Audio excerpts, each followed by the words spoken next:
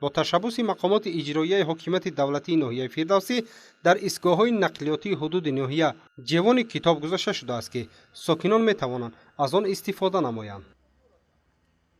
انیس کنج تنهایی کتاب است، فروغ صبح دانایی کتاب است. همین را گفتنی هستم که با ابتکار و دستگیری اساسگذار صلح و وحدت ملی، پیشوای ملت، پرزیدنت جمهوری کشورمان محترم امام علی رحمان 3 سال باز آزمون جمهوریوی فروغ صبح دانایی کتاب است عمل میکند و بینید که در مدت 3 سال چقدر پیشروی و چقدر پیشبینی ها از جانب تمام خوانندگان و قشر جامعه دیده می شود و مقامات اجرایی حکومت دولتی ناحیه فردوسی شهر دوشنبه این اقدام نیک را دستگیری نموده امروزها کوشش به خرج می‌دهد که این آزمون جمهوریوی را با یک نقش بلند دستگیری نماید. من در اینجا مثلا چقدر کتاب ها هست و ما کوشش میکنیم که همین کتاب ها باز بسیارتر شوند. ما به شهروندان نیز مراجعت میکنیم که اگر از خود آنها همین کتاب ها باشند مثلا آورده در این رفها گذارند برای استفاده دیگر شهروندان.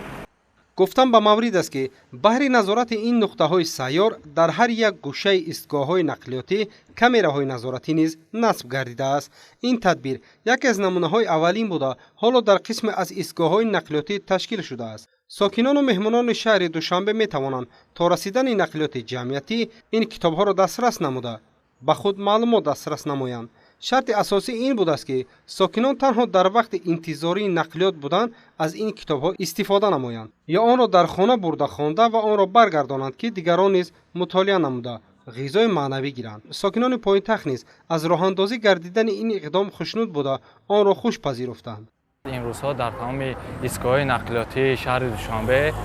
مخصوصاً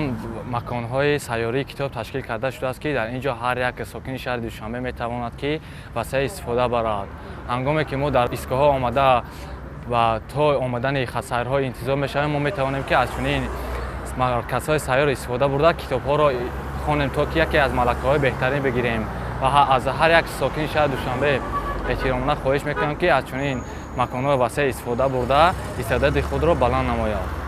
مورد به ذکر است که با اینوبت مهمیت مسئله کتاب و کتابخوانی و روی آوردن قشرهای گوناگون جامعه به مطالعه آثار بدیعی و علمی و با مقصد بلند برداشتن ذوق کتابخوانی، تقویت نیروی ذهنی، دریافت چهره‌های نو سخنور و سخندان، ارج گذاشتن به ارزش‌های ملی و فرهنگی، انکشاف قابلیت ایجادی، تحکیم احساس خودآگاهی و خودشناسی، تکمیل ذخیره لغوی، تقویت جهان معنوی میان اهالی کشور، امر پرزیدنت جمهوری تاجیکستان دایر به گذراندن آزمون جمهوریوی فروغ صبح دانایی کتاب است به تصویب رسیده است و در اساس آن دور ناحیوی آزمون حالا در پایتخت جریان دارد. تشکیل این تدبیر نیز از جانب مقامات اجرایی حکومت دولتی ناحیه فردوسی برای آمادگی ساکنان به این آزمون سطح بلند مساعدت فعال می‌نماید. از این رو مسئولین تصمیم دارند که در آینده شماره جوانهای کتابگذاری را در دیگر ایستگاه‌ها نیز تشکیل نمایند.